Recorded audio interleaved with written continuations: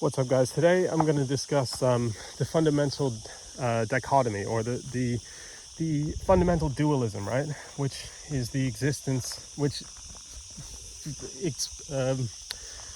presents itself in our existence, which is one of the fundamental sort of dynamics that is in play in all aspects of our lives, right? And that is creation versus destruction, or good life versus death. You see that in itself being or yin versus yang is another one, right? Like, these are all symbolic representations of a fundamental reality that is at play through all of life. So when you look at philosophy and you look at different thought systems and you look at information that's been passed down as valuable, or heuristics for living that have been passed down in terms of ways of determining and discovering new useful information that will allow more.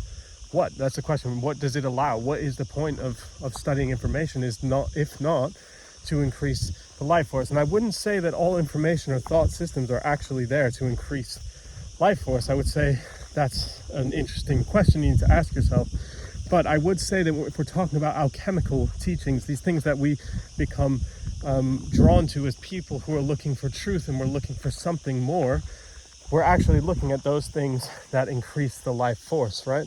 Like, for example, Zosimos of Panopolis, right? If you go on Wikipedia, as the first sort of mentioned person associated with the idea of alchemy, one of his very few maxims is that the art is the study of the life force, or the growth principle, right?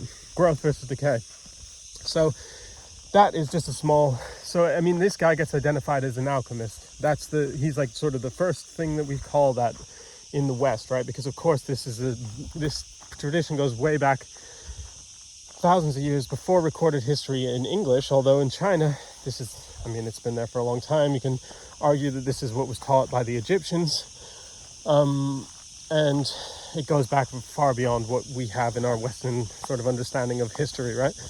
But just take that as a guidepost, right? That this guy, the first ever recorded alchemist, said that alchemy itself is the study of the growth principle, which is also the G in the Freemasons logo. Is G is the generative principle, right? And if you look at religion, Christianity, for example, God, what is God? The creator, right? Just creation versus destruction, same underlying principle. So let's just sort of get to the point here in a broad way, because basically this is a starting point that turns into all the other sort of principle dichotomies that exist in experience, right? This is a reality of experience, and it exists in our experience of reality, right? It's just a fundamental, these are the fundamental forces that we're dealing with, right? And the interesting thing is that when you go to look at philosophy, you look at sort of intellectualism, what you have is people arguing about this stuff, which is just a betrayal that people are looking at language rather than their own experience. Because when you look at your own experience, this is the case, right? There is a creative life force which you could define as yourself, right? And I guess the extent to which you define yourself as the life force is the extent to which you have sort of freedom or liberation, as the Sadhguru might call it, yeah? But that's effectively what he teaches if you go and look at his thing. And I would say just observe him as a person to see if there's any validity to what he says. And if you look at his habits, what he does, the guy sleeps 2 hours a night and he flies all over the world. He goes places, he's always composed, he's always got energy, he's always working, he doesn't eat, he eats one meal a day, just drinks water, and somehow he's full of boundless energy or life force, right? Which is what is the study of Chinese internal alchemy. Is just about increasing the life force. Okay, so let's go into that, because that's a good thing to look at, right?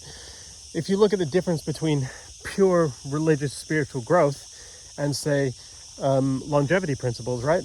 Longevity, when we're talking about alchemy and longevity, the whole point of Taoist alchemy is there's two, right? There's many sub categories in there, or sub practices, but there's healthy longevity, right, which comes down to nourishing life, yang sheng, right?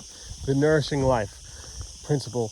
Healthy longevity comes down to balancing yin and yang, right? Balancing the life force, and to the proper management of the growth and decay necessities that lead to the greatest extension of life, right? So that includes things like how you live with the seasons, right? Do you get hot in the summer and get cold in the winter? Do you grow those things that increase life and allow to fall away the things that decrease life in a cyclic pattern that goes with the seasons, right? And for example, a tree is the greatest physical representation of this process when you look at how it's formed, right? You have the stem that's growing up, right? The life force is contained within the stem. It's drawing up water, it's transforming sunlight into matter, and it's increasing in magnitude as it does. Yeah, that's growth. Then let's say that's what happens through the spring and summer. It has a rush of growth. It hits its peak growth in the summer, at which point the growth becomes too much. It becomes too hot, and at the peak, just past the peak of summer, right? Like just around July and August time here in the northern hemisphere, growth reaches a peak, at which point the sun becomes too hot. The burning causes this turn into the retraction of energy back into the trunk and into the roots, which then reaches its peak in the winter. At which point, what is grown at it goes and reaches its climax in its external the external sort of skin of the plant or the tree, and then as it retracts, that outside layer, as life retracts back in during the winter and the reduction period, that outer shell hardens and effectively dies, but it creates the boundary and the protective layer through which the life can then grow once again. And then you get the bark, and the cracking is an expression of that growth coming in and out, hardening, and that sort of dynamic, right? So that's, if you're talking about pure health, then you need to balance the growth and decay principles in the right manner, in the mean way, as Aristotle would say, and to have the most vitality, right? It requires rest, right? Extreme growth, to have the most powerful, vital growth energy requires periods of rest that are timed with the seasonal growth and decay cycle, right? That's how you have that's how you obtain peak health. If you want to obtain peak spiritual growth, it's something different, right? That requires the pure reduction of all negative, all the decay functions, right? And this is an interesting thing, right? Because when we're looking at majority of sort of what we call maybe spiritual teachings, right? They're always talking about only be good and don't be bad. Only this and not that, right? Like always be nice and don't be mean. That in itself is the core essence of spiritual growth, right? Because what we talk about as spirituality is really just the expression of the nurturing life principle, right? However, in a material form, in order to have optimum material functioning, requires the balance of those two forces, right? But just pure spirituality in itself is the optimization, the pure manifestation of the growth principle, which in itself will lead to early burnout, which is an interesting thing that you see where you look at the Taoist teachers, right, who are many alive now, who are at a sort of level similar to Sadhguru. What they'll say about the yogis is that they burn out younger, right? Like they might burn very brightly, but they live, on average 30 less years, right? Like they say a yogi will die at 70, whereas a Taoist practitioner may die at 120. This is just a matter of practice. It's a matter of it's just a matter of detail, right? And that is just something to bear in mind. But my point is here, right?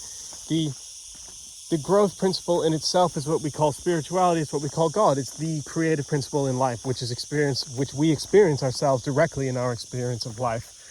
That itself has drawbacks. It has a counterbalancing force of destruction, right? Like you can't grow everything because certain essences in themselves are destructive, right? Certain characteristics that may give us more growth may actually lead to faster destruction, right? Like there is a